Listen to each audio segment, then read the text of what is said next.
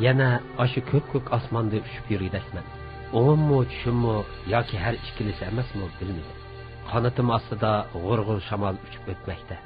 Men hozir nihoyat ruhlanib ketyotgandim. Vujudimda kuch-quvvat urg'ib turadi. Zangarrang osmon, parlaq quyosh nuriga cho'milgan bepoyon dunyo. Bu naqadar go'zal manzara, ha? Men texim ruhlanib, yanama egiz o'rlidim. Ko'z oldimdagi buljirgan zor g'oyib bo'ldi. Amdi menga dunyo teximi kangri yeyilib, ko'z oldimda bir yeshil dasturxondek ochiq namoyon bo'ldi. Bu ilgari men ko'rib boqmagan manzara, men ko'rib boqmagan joylar edi. Lekin men u yerga o'z makonimdek muomala qildim. Hamma yer o'xshashda go'zal ko'rinadi. Tuyuqsiz oldimda mahallalar, uylar ko'rindi. Pastda ushaq narsalar qimirlab yuradi. Men uning onam so'zlab beradigan odamlar ekanligini his qildim. Lekin ular menga ancha xatarlik emasdek ko'rindi. Onamga qayerlik yetgan bo'lsa kerak deb o'yladim. Yerda bechoralarcha o'milab yurgan aşı jonliqning ko'kda uchib yurgan bizning qudratli ekanligiga zodila ishongim kelmadi. Balki mening ularni tushunishga kallam yetmagan bo'lishi mumkin. Ishqilib men odamlarni ancha xatarlik his qilmadim. Onam odamlarning qo'rsig'ida hunarjiq. Faqat bo'lmasang, ular seni birdamdala mahbusga aylantirib qo'ydi degandi. Birdinla mening ularning qo'rsig'idagi hunarini bir ko'rib boqqim keldi. Nimishqa ularning hunarini qo'rsig'iga solib oldiganligiga aqlim yetmadi. Asta-asta pastlab mahalla atrofini aylanishga boshladim. Menga endi hamma narsa aniq ko'rindi.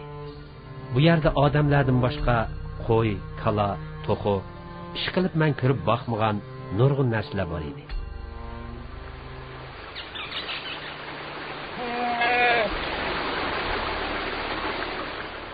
Bir to'p kaptarlar osmonda uchib yuradi. Az bir qismi bo'lsa, kaptarlar qo'nish uchun yasalgan paxaz degan narsa qo'nib o'ltiradi.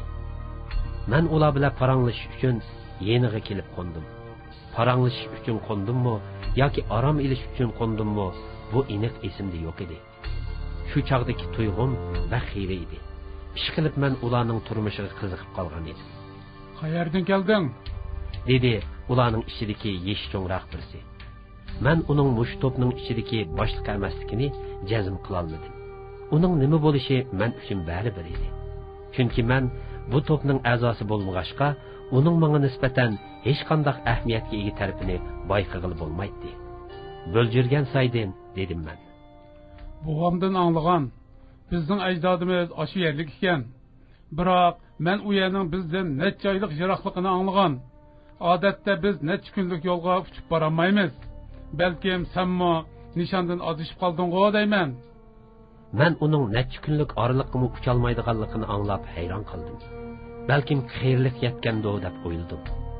U degan bo'ljirgan say, men kelgan bo'ljirgan say shumi, emasmi aniq hukm qila olmadim. Agar uning bo'si men kelgan saydin kelgan bo'lsa, demak biz bir jamoat tuqqan bo'lib qolatdik. Men bu yerga ezib kelib emas, balki uchishni mashq qilib etib kelib qoldim. Bir necha kungacha bir narsa yemaymi ucha olayman dedim javoban. U menga hayronlik bilan qarab qo'ydi. Balkim sen yova kapta o'xshaysan. Ularning hammasi shunda deyishidi. Biroq bizda unda jangovarlik yo'q. Faqat qondoq va qafazdan boshqani o'ylamaymiz. Menmi mushu mahalladan neriga o'tib boqmadim. O'tib nima ketdi? Qonay desang pag'izing, yatay desang qapizing tayyor tursa, jafo tortibmi ishmi? Uning ustiga bola chaqaloq bo'lib qoldim. Endi uchib nega boraman? Igimizmi yaxshi qaravotidi. Yeshcho'ng kapta tumshig'i bilan paylarini tatlab qo'ydi. Anglasam odamlar baq qo'rqinishdikan. Ular bizni tutib olsa, ruhimizni qul qilarmish deydi. Bu rostmi? Ruh? Yenimdagi bir kichik kapta hayron qoldi. Buva, ruh degan nima? Uning ruhning nimaligini bilmaganligidan men texim hayron qoldim. Bu kaptalar bolalarini qandoq tarbiyalaydigandi? Ruhi bo'lmagan hayotlikning nima keragi? Ruhsizlik ularni qandoq holatga tushirib qo'ygan, ha? Ular nima uchun buni tushunmaydigandi? Garchi ruhni, erkinlikni so'g'ib qilg'ili, tilab erishgili bo'lmasimi, biroq bu bechora kaptalarga ruhiy erkinlikka ega bir makonning naqadar zarurligini chunqur his qildim. Ular ruh degan so'zni aslo anglab boqmagandek qiladi. Yeshcho'ng kapta eliq savol so'rgan kaptaning beshini silab turib so'zga boshladi. Ruhning nimaligini men bilmayman. Uni men buvamdan anglagan. Hozir ikkinchi qatim anglashim. Buvamgimi bovsi deb berib ekan. Balkim bovsigimi bovsi deb bergan bo'lsa kerak. Buvam hamisha bizda ruh yo'qolg'ili bak uzun zamonlar bo'lib ekan deydi.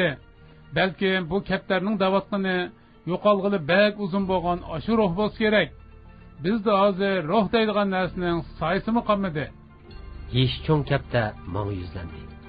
Dapaqa o'g'lim, sen uning qanday narsigini bilamsan? Men gangirab qoldim.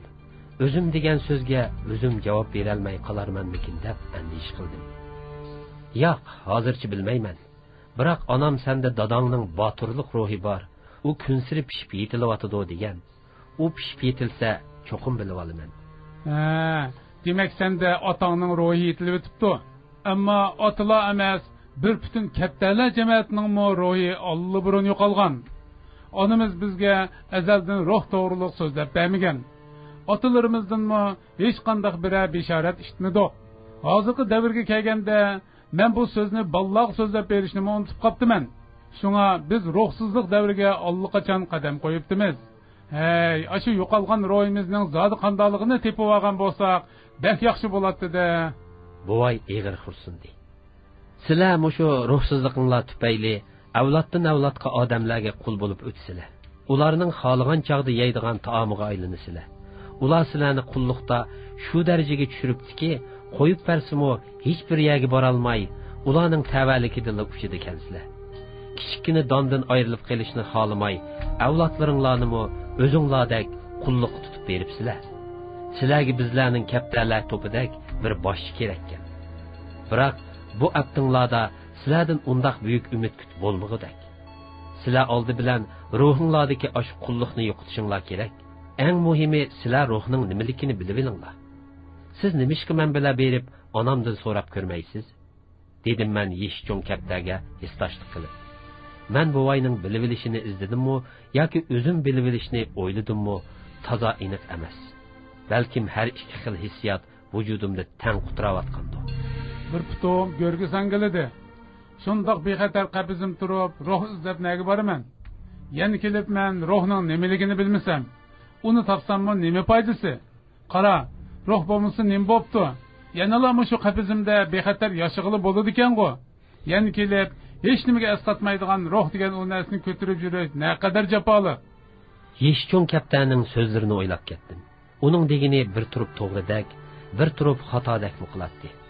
Ammo hech qanday yashash e'tiqodi va ruhi bo'lmagan bir kaptar bilan ruh to'g'riliq so'zlashish menga nomusliq ishdak tuyulib ketdi. Berib bu masalani onamdan so'rab boqay deb o'yladim. Bir to'p kaptarlar yenimizga kelib qo'ndi. Ondan o'zaro gugulashdi. Ularning ba'zi so'zlarini faqat uqmadim. Balkim o'z tilida so'zlashdi kerak. Odatda biz taraflargimi ba'zida mushundaq yoqi yuttuqlar kelib qoladi. Ular kimlar? Yeshcho'ng kaptaning do'stimi yoki jamoatimi bilmadim. Men bilan so'zlashmoqchimi yoki o'zaro paranglashyotamdi, faqatla uqmadim. Yaxshimisan, qo'zam? Yeshcho'ng kapta yenidagi kichik bir kaptaning paylarini cho'qlab erkiltib qo'ydi. Yaxshi emas. Qo'sqim bak ichib ketdi. Nimishqa onam endi don bermaydi? U don yoki qo'noq degandek bir ismni aytdi. Balkim terix yoki kandir degandir. Ish qilib men bilmaydigan yotli ism edi. Hey, odamlar boshqurgan kaptarlar qiziqgan. Yeydigan narsalarga har xil ism qo'yib yuradi ekan deb hayron qoldim. Onang endi yangi fikrlaringning dunyoga kelish uchun quvvat to'plamasi bo'lmaydi. Odam kelib dansab berguch saqla bo'lamdi? Yo'q, saqlay olmayman. Donliq berib o'zim don tepib yeb kelaman. Obdan qo'zam, gapimni angla. U yerga borsang baxatarlik. Seni eski odamlar tutib yeb ketadi. Borma bo'lamdi? Kichik kaptar dumsiyib jim bo'lib qoldi. Qaraganda bu to'ptikilar mushu qeyri kaptarning gapini bakrak anglaydigandek qiladi. Men ularning o'zini tutib yeb ketadigan shu odamlar bilan yana birga yashashini faqatla kallamga sig'dira olmadim. Balkim men yeyish degan so'zni xato tushunib qolgandim. Balkim bu yaxshi qara degan so'zdek bir so'z bo'lishi ehtimol. Yoki bu chet tildan kirgan so'z bo'lsa, men ma'nosini xato iste'mol qilib olgan bo'lishim mumkin.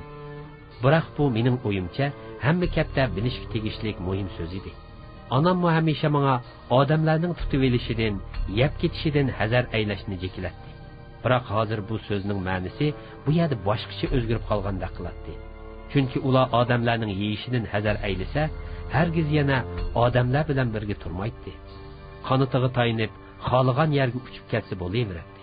Biroq ular qanatining borligini unutib qolgan bo'lsa kerak. Balkim yashab ko'nib qolgan qapazdan ayrilishni xohlamasligi mumkin. Buva, undaqda bizning igimiz yaxshimi? Kichik kapta qeyri kaptadan savol so'rashga boshladi. Albatta yaxshi. Biroq u bizni boshqa odamlardek xolis tutib yeydi-ku. Bu degan o'xshamaydi. U bizning qapaz ichida boqqandan keyin tutib yesa haqli.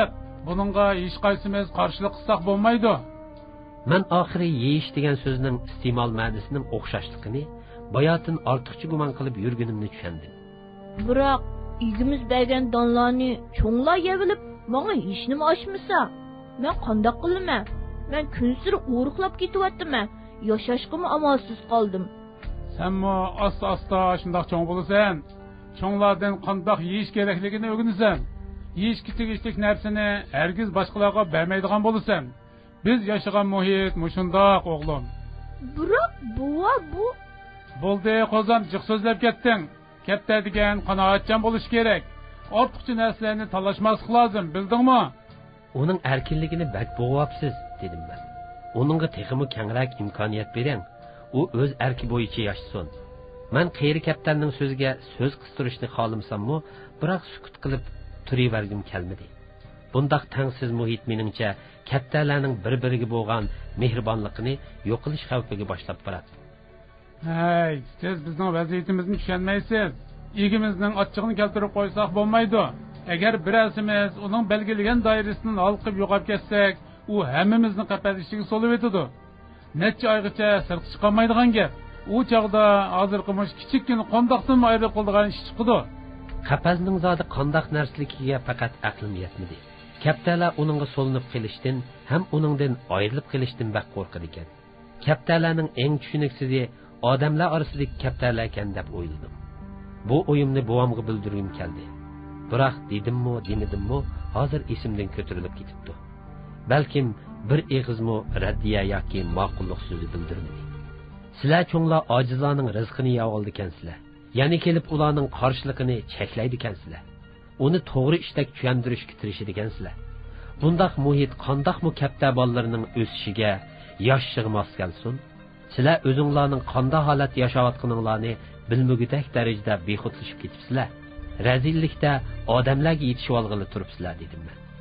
Odamlarga til taklishga bo'lmaydi. Ular bo'lmasa bizning bugunimizmi bo'lmaydi. Ta'til tashviqotlaringizni boshqa yerga berib qiling, dedi buvay zardi bilan. Men buvayning yaxshi ko'nglim uchun buncha zarda qilganini tushunmadim. Balki u maqsadimni tushunmay qolgan bo'lsa, yana tushuntirib qo'yish kerakdir. Sizlarda mas'uliyat degan narsa yo'q-kan. O'z avlodlaringlarni qarab turib, o'tqa ittiradi ekansizlar. So'zimning davomini texi ta'sirli tushiraman deb o'ylagandim. Biroq shu arada taraq qilgan ovoz bilan tang putum qattiq og'rib ketdi. Uchish uchun qanot qaqqan bo'lsam-mu, qanotim bo'shliqda esilib qoldi. Kaptalar purrida uchib ketdi. Ondan atrofimda aynib uchishga boshladi. Ha. Erkin yashag'uchi, oxiri qapazga tushilgan bo'lding. Sening yana cho'ng so'zligingni bir ko'ray. O'zimning qistirimiga tushib qolganimni his qildim. Men birdinli buvayning meni attigandan beri gapga tutib, egisining tutib olish uchun aldab turganini tushundim. Qalbim cheksiz azobga to'ldi.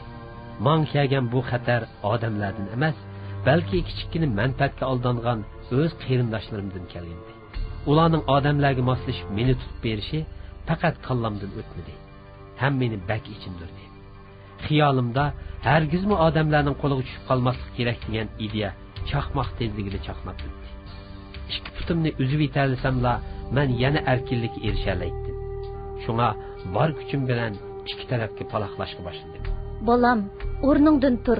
Nim bo'ldi sana? Ko'zimni ochsam, onam beshimga qarab turibdi. Xudoga shukri, saqkanman deb o'yladim. 2 putim silab baqsam hech nima bo'lmabdi. Seni qar besib qopti, bolam, dedi onam. Bak qo'rqinchli tush ko'ribdiman, dedim onamni quchoqlab turib. Tushimda ko'rganlarimni so'zlab berdim. Sen buningdan keyingi avlodlaringning qismatlarini ko'ribsan, o'g'lim. Odamlar kun sari bizning yashash muhitimizga qistab kirmoqda. Ular bizning azaldan yashab kelgan zaminimizdan bizni qo'g'lab chiqarmoqchi. Yerlarimizni tortib olmoqchi. Avlodlarimizning naslini o'zgartib, ashundoq o'z naslini tonimaydigan qilib, shalg'ut sortlarga aylantirmoqchi. Balkim uzoqqa qolmay bu yerlarga egiz binolar, zavodlar selinishi mumkin. U chaqda keraksiz sanoat mahsulotlari istiqlar orasida bizning bu go'zal muhitimiz bulg'unidi. Shahar orasida qolib qolgan daryolarimizda hozirgidek sharbat suvlar emas, balki yundi oqadigan bo'ladi. Odamlarning tajovuzchiligi bak qo'rqinchli, o'g'lim. Sen buni sezmayli qolasan. Avlodlaring sen yashagan pokiz muhitni ko'rolmaydi. Tug'ilibla jahon mushundoq o'xshaydi deydi. Amalsiz ularning ishkanchisiga tushib qoladi. Ular bizni kun sari qistab kelmoqda. Hatto nihoyat yaqinlab qoldi bolam. Biz endi boshqa bir chiqish yo'li topmasak bo'lmaydi. O'zimizni o'zimiz qutqizmasak, bizni hech kim qutqizolmaydi. Yur, sirtqa chiqayli. Sana endi dadangning qismatini so'zlab beradigan vaqt kelib qolgan o'xshaydi.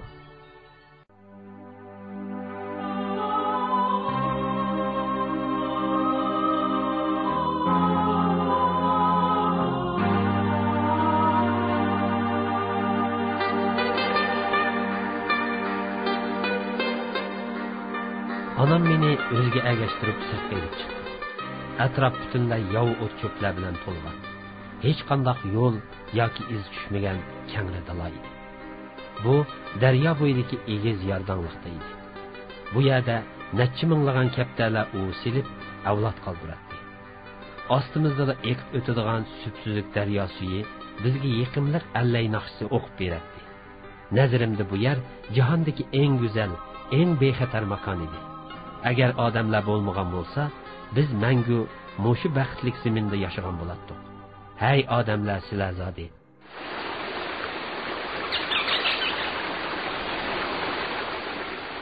Mana bu sening makoning. Mana bu ajdodlaring yashagan zamin. Sening buvang, dadang mushu makonni gullantirib, mushu kaptalar to'piga boshchilik qilib o'tgan. Shunga bizning ularning orasidagi inovatimiz yuqori. Shundaqla zimmamizdagi yukimiz mu ig'ir. Men seni dadangdek botur, azmat bo'lsin deb har kuni tong saharda uyg'otib, necha chaqirim yerga opirib uchishni mashq qildiraman. Qanotlaringning kuchini oshiraman. Muskullaringni chingitaman. Aql zehningni urg'itaman. Har vaqt sagak turishni o'g'itaman. Sen hozir jismoniy jihatda xili pishib yetilding. Endi aqliy jihatda pishib yetilishing kerak bolam. Odamlardan har vaqt sagak bo'l. Ular yedi yuzla bizga chiqilmaydi deb o'ylama. Miltiq degan narsa orqaliqla ular seni necha ming metr egizlikdan mullaq atqizib yetalaydi. Dadangning qandoq o'lganligini bilamsan? Yo'q, siz menga teqi vaqti emas deb aytib bermagan. Endi vaqti keldi. Men necha kun ilgari bu yerda bir qancha odamning timisqilab yurganligini ko'rdim. Demak, ularning bizga ko'zi tushdi degan gap. Şuna ular yetib kelishdan burun biz texmi bexatar makon topmasak bo'lmaydi. Dadangmi dal o'sha odamlarning qo'lida jinidan ayrilgan. Ana deb beringa, dadam nima bo'lib ularning qo'liga tushib qolgan? Anam bir pas jimib qoldi. Balkim ko'ngli buzilayotgandi deb o'yladim.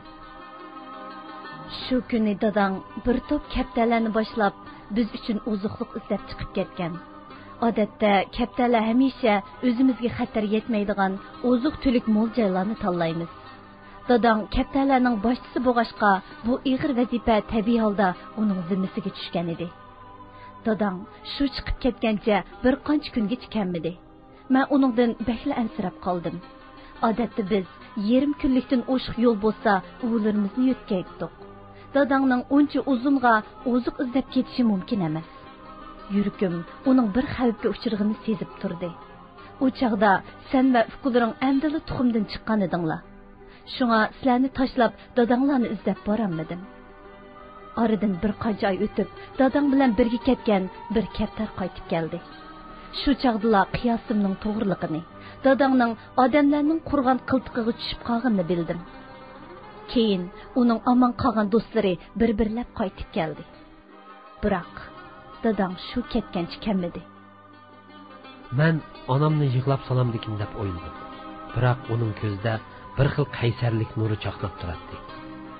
Dadam nima ish qaytib kelolmabdi? Men taqozolik bilan so'radim. Dadang degan kaptarlarning podshohi. Uningda shuni uchishliq ruh bo'lishi kerak. Agar u o'zini qo'g'dayamasa, bu kaptarlar to'pini qanday qo'g'daydi? Bir podsho boshqalarning qulluqi ostida yashab, qandoqmi yana qaytib kelib, bu to'pga boshchilik qila oladi. Uning birdan bir yo'li hargizmi boshqalarning qulluqiga bo'ysunmaslik. Dadang odamlar tarafidan tutilib, qafasga solab qo'yilgandan keyin biz Yava Kaptar Shohlar jamiyatining odati bo'yicha tilni tishlab uzib oldi. U bir daqiqa bo'lsa-mu qafasda yashashni o'ziga ravo ko'mabdi. Qafas uning qizil qini bilan yuyilibdi. Dadang odamlar silib bergan donsuni ishmay, yemay, to'p-to'g'ri bir hafta yashab, oxiri ularning qo'lida botirlik bilan qurbon bo'ldi. Mana bu bizdagi haqiqiy erkinlik ruhi o'g'lim. Senmi dadangga o'xshash mangu erkinlikning qo'g'dug'uchisi bo'l. Ana, dadam nima uchun boshqa kaptarlardek fursat tepib kechib kelmaydi? Dadang bolalarining qul bo'lib qolishini xohlamaydi. Ular dadangni tutib olib, uni boshqa kaptar bilan juplab avlod qoldirmoqchi bo'lgan. Biroq dadang hargizmi keyingi avlodlar uchun bundoq nomusliq yashash muhitini qoldirishga vijdoni yo'l qo'ymagan. Sen tushingda ko'rgan kaptarlar dal bolalarini qulluqqa tashlab, hayotini saqlab qolgan kaptarlarning avlodi bo'ladi. Ular hozirga qadar odamlarning qo'lida ruhiy qulluqda yashayotdi. Bundoq yashagandan o'lim ming afzal. Sen dal oshundoq botur kaptarning farzandi. Sen mangu mushu ruhni unutib qolma bolam. Onamning so'zlari ruhimda uzoqcha zilzila paydo qildi. O'zimning shundoq bir botur dodining farzandi ekanligimdan cheksiz shodlandim. Menga tegishli bo'lgan intayin iftixorlik, baxtli bir ruhning tenimda birdilla bosh ko'targanligini his qildim. Butun qalbim, vujudim kuch va iftixorga to'ldi. Qalbimdagi barliq muhabbat bilan onamni mahkam quchoqladim. Barg'in bolam, seni elga kaptarlar to'piga beg'ishladim. Ular boshsiz qolmasin. Yaqindan beri odamlar bizni har xil yo'llar bilan tutib ketyotdi. Shunga sen biz uchun texmi bexatar makon top. Xo'sh bolam.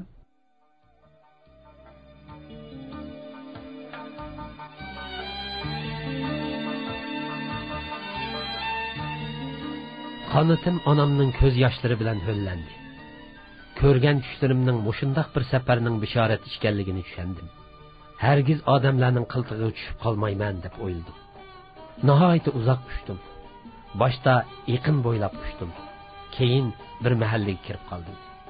Bu men tushimda ko'rgan heliqi mahalla emas edi. Ham uningdek qo'rqinchli ko'rinmaydi. Biroq men shundoq bo'lsa-mu uningdan hazar aylab, nihoyat egiz uchdim. Qanotimda yetarli kuch bor edi.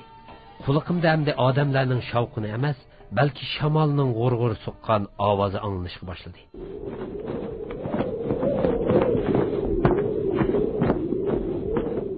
Men bu uchishimda o'z nishonimdan bakchiroqlab ketsam bo'lmaydi.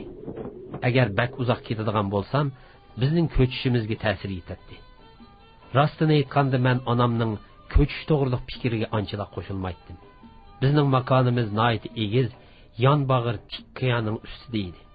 U yerga odamlar tugul, uchar qushlarmi tasdi qo'na olaydi. Biz avloddan avlodga shu joyda makon tutib, bexatar yashab kelgan turib, amdilikda ko'chmoqchi bo'lib atdik. Odamlarning unchalik qudratli bo'lishi notayin. Mana men hozir odamlarning ustida uchib ketyapman. Hech qanday xatarni sezmadim. Balkim onam ziyoda sezgirlashib ketgan bo'lsa kerak. Kash kirib atrof gugum qorong'uliqi ichiga g'arq bo'ldi. Bir kun uchib horg'inlik yetgan edi. Garchi odamlar bor bu yerga qo'nish o'yin bo'lmasa-mu, biroq qorong'uda nishondan adishib qolmaslik uchun orom olmasam bo'lmaydi. janub, shamol, g'arb taraflarni ko'zitib bo'ldim. Bu yerlarda biz yashog'idek biror yaxshi makon uchirmadi. Balkim bak egiz uchivatgan bo'lsam kerak. At sharq tarafni aylanib, past uchishni ko'nglimga pukdim. Kecha yulduzlari ustimda chaqnab turardi. Men mushundaq go'zallikka to'lgan bir dunyoda, undaq qo'rqinch ichida yashashning to'lim ahmoqlik ekanligini his qildim. Asta-asta pastlab bir daraxt ustiga qo'ndim. At qandoq manzara ichida turadiganligim noma'lum edi. Men haddidan ziyoda ehtiyotchanlik qilib, egiz uchivatgachga ko'nglimdagidek bir makon texi uchratmagandim. Shunga ati usulimni o'zgartib, pasrak uchishni o'yladim.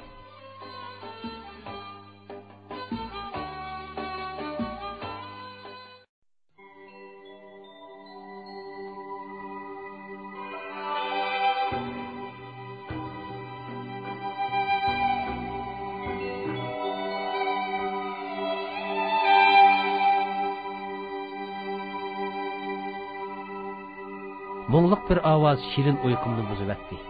Horg'inlik ichida shuncha shirin uxlab ketibdiman. Bir to'p kaptar atrofimda uchib yuratdi. Ularning qanatidan mo'ngliq ovoz keladi. Men hayron qoldim. Ular ba'ayni menga o'pma o'xshash kaptarlar edi. Turib ular men tushimda ko'rgan kaptarlarga o'xshab qoladi.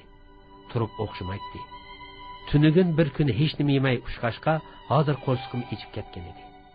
Men ulardan bu yerda bexatarroq bir o'tlaydigan yerning bor yo'qligini so'ramoqchi bo'ldim. Ular yo'nalishni o'zgartib, birdanla mahalla sirtiga qarab uchishga boshladi. Men ularning keynidan ergashdim.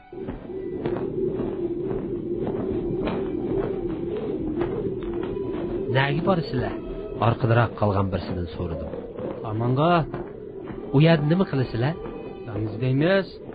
Dam degan sizlar yeydigan narsami?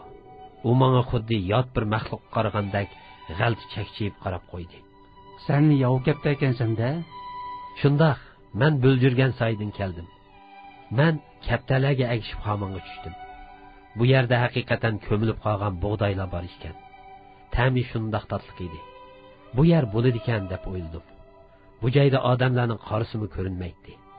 Boshqa kaptalarning xotirjam turqiga qarab, men mu xotirjam holda qo'rsoq to'qlashga boshladim. Sirtqi dunyo hargizmo onam aytgandek undaq xatar bilan to'lgan emas edi.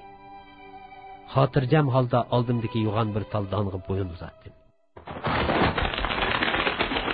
Shiddat bilan itilib kelgan bir xil kuch qoniyimni kelib bo'g'di. Nihoyat tezlikda ko'tarilib, o'zimni chetga olmoqchi bo'ldim. Biroq noma'lum bir kuch meni yana shuncha tez yerga tortib tushdi. O'zimni har tarafga urishga boshladim. Kaptarlar gurrida ko'tarilib uchib ketishdi. Oxiri holsizlanib yetib qoldim. Bu men tushimda ko'rgan heliqi manzaraga bak o'xshaydi. Odamlarning qo'liga tushib qoldimmi nima deb o'yladim. Biroq hozir yaqin atrofda hech kim ko'rinmaydi. Qanchalik vaqt o'tdikin, bir chog'da ikki odam tuyuqsiz yenimda paydo bo'lib qoldi. Odamlarning qo'liga tushibdi-manda dedim men. Biroq ular mening bo'ynimni siqib turgan g'oyat zo'r kuchni bo'shatdi.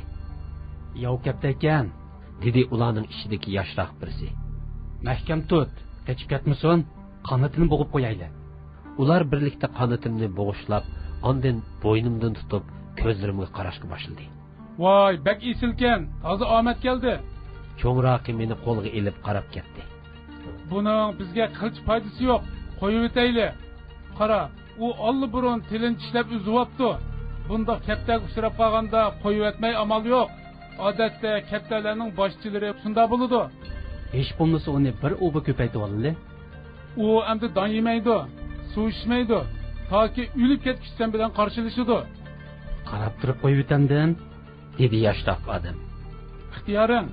Biroq ayol o'tmay so'zimning rostligini bilib qolsan. Menmo mushundoq bir kaptani tutib olgan. Dastlabda qo'yib berishga ko'zim qiymadi. Bir haftadan keyin o'lib ketdi. Men buni cho'qim ko'ndiraman, dedi u. Hargiz qo'lingga ko'nmayman.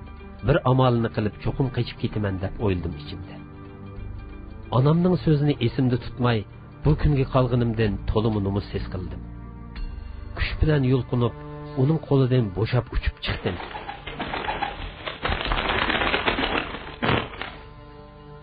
Biroq ancha uzun bormayla yerga go'yo bir parcha chalmadak pokkida tushdim. Kasofat, elimi yaxshi qonitingni bo'g'ib qo'yganim. Bo'lmasa qayerlarga ketib qola bo'g'iyting? U meni xaltadak bir narsaga solab, nagidir ilib bordi. Ondan qonitimni mahkam qamollab, simdan to'qilgan bir to'rning ichiga solib-etdi. To'r ichidagi bir qancha kapta g'irrida bir bulunga qistaldi. Qaraganda oshqog'in o'xshaysan. Bo'lmasa bir tal donni deb mening qismaqimda baliqlab yotmatding. U qapazga bir siqim donni chechib suv qo'ydi.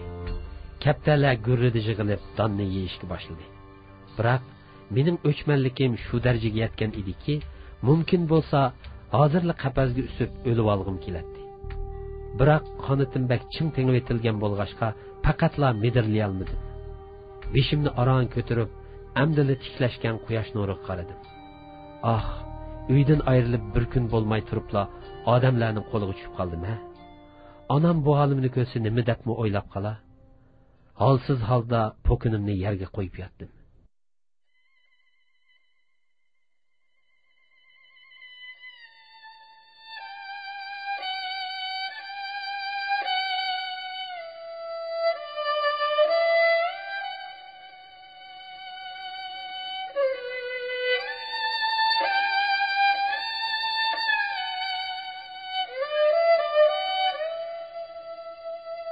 Şimdi anamni ko'ribdiman.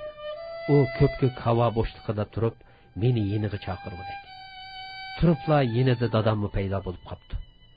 Uning qomati shundoq ko'rkam bo'lib, to'limi havisim keldi. Ular meni chaqirgandek qildi.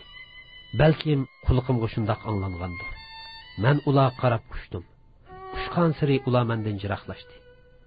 Uchishdan to'xtasam, ularmi jiroqlashdan to'xtaydi. Uchiverib og'zim qurib ketdi. Ana su deb uyg'onib ketdim. Beshimda hiliqi odam so'zlab o'tdi. Bu bak joyil gapda ekan. 5 kun bo'ldi ishni yemaydi. Uni boqqanning foydasi yo'q demedimmi? Bu hiliqi kundagi yoshli cho'ngroq kishi edi. Endi bundaq turaversa o'lib qoladi. Buningdan ko'ra bolarimga sho'rpa qilib beray. Uningdan qanchalik sho'rpa chiqmoqchi edi? Balkim endi yesang sana ziyon qilib qilishi mumkin. Yaxshisi qo'yib. Bundaq esil sotib ketganini qarab turib o'ltirib qo'ysak bo'lmaydi. Biroq uni qo'yiversammi bizga hech qanday foydasi bo'lmaydi-da. Hozirmi baribir foydasi yo'q. Boshdan sho'rpa qilib etadigan gapdan to'q. U sangilab turgan qanotimni bir pas tutashtirib, ondan meni qo'yib qo'ydi.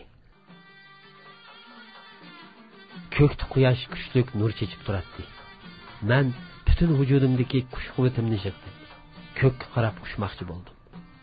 Biroq qapaz, simtor yanala yo'limni to'sib turadi. Men necha kundan beri uningga o'zimni urib, uni bosib o'talmaydiganligimga ko'zim yetgan edi. Lekin vujudimda ozroq kuch yig'ilib, asliga kelgan hamon uningga tashnib baqatdim. Men bosib o'tmoqchi bo'lgan bu simtor shunda qudratli yasalgan edi. Uningga odamlarning yuksak aql parosati jamlangan bo'lib, uningdan sirtdagi barliq erkinlikni ko'rib turg'ili bo'ladi. Biroq uning hargiz erishgili bo'lmaydi. Qapaz ichidagi havo bilan sirtdagi havo o'xshash, biroq yashash shakli o'xshamaydi. Bu to'rni tuqqan odamlarning niyati shundoq qora ham bag'ri shunchalik qattiq edi. O'z erkinligi uchun tinimsiz kurash qilayotgan bu kichikina jonning jasorati ularni qilch ta'sirlantira olmaydi. Endi ularga qilch foydam tegmaydiganligini bilib turibmi, meni ruhiy qulluqqa olmoqchi bo'ladi. Jondan boshqa hech nima qolmagan bu kichikina jismimni qiynash orqali o'z maqsadiga yetmoqchi bo'ladi. Eng qabiyiri ular meni o'lay debmi, o'lolmaydigan holatga keltirib qo'ygan edi. Ichimda shundoq nido qilardim. Ey erkinlikning qotili bo'lgan rahimsiz odam, ya meni o'lgili qo'y, ya bo'lmasa erkinligimni ber. Tuyuqsiz tonish bir hid burnimga urildi. Vujudimga birdinlik kuch yig'ildi. Ana, men hayajon ichida beshimni ko'tardim. Onamning ko'zlari bir xil jiddiylik bilan chaqnab turadi. U mening yulingan qonitim, sangilgan tumshqim, turlishib eski kigizdek bo'lib ketgan qanotlarimga bir xil echinish ichida qaradi. Ana, kechiring, ishonchingizni yerda qo'ydim. men hargizmi sizning farzandingiz bo'lishga loyiq emas ekanman. Men gunohkorlarcha beshimni egdim. Vujudim numus kuchidan o'rtinib ketdi. Nimishqimi onam kelgicha o'lib olmaganligimga echindim. Yo'q, sen o'zing qilaydigan ishning hammasini qilding bolam. Endi uni oxirga chiqa. Biroq ana, men bir mahbusga aylanib qoldim. Ojizlikdan shu darajaga yetdimki, o'lib olay debmi, o'lib ololmagidak holga tushib qoldim. Bu mana ben deb bilinib turibdi. Men seni erkinlikka erishtirish uchun keldim bolam. Biroq mening endi erkinlikka chiqqim yo'q. Men endi bu aptim bilan hargizmi sizning bolangiz bo'lishga loyiq emas. Men sana erkinlik ilib kelaman bolam. Sen yanığı mening botir bolam bo'lasan. Sen hargizmi qullarcha emas, botirlarcha o'lishing kerak. Onam shundoq debla bo'g'izdagi donlarni yondirdi. Bu zaharlik bo'ljirgan. Sen bunu yesangla ularning qulluqidan azod bo'lasan. Shundaqla cemiyetimizning obro'yini saqlab qolasan. Esingda bo'lsin. Erkinlikni mangu hissashlik orqali qo'lga keltirgili bo'lmaydi. Onun uchun qon oqqizish kerak. Qani, tumshug'ingni yaqin ekan.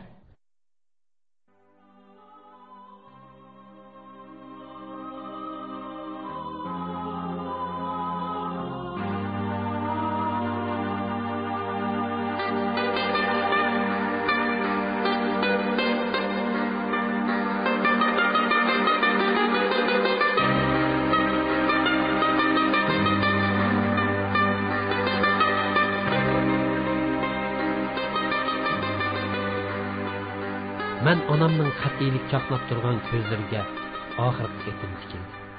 U shunchalik xotirjam, shunchalik qaysar edi. Men puchilib, sangilab qolgan tumshug'imni uningga tangladim. Bu erkinlik uchun qurilgan to'saqlarning qurboniga aylanib ketgan eng qudratli qurolim edi. Biroq u rahmsiz to'saqni cho'qilab verib, oxiri sunib mushunda holatga kelib qolgan edi. Zaharlik bo'ljirgan vujudimda bir erkinlikning jorchisi bo'lib o'rinlashdi. Eng oxiri erkin o'lish fursatiga ega bo'ldim deb shodlandim. Ruhim bir xil ozodlik ichida yelinjashga boshladi. Osmon shunchalik suzuk, atrof shunchalik timtoz, dunyo yanada go'zal edi. Bulungdagi bir to'p kapta menga hayronlik bilan qarab turadi.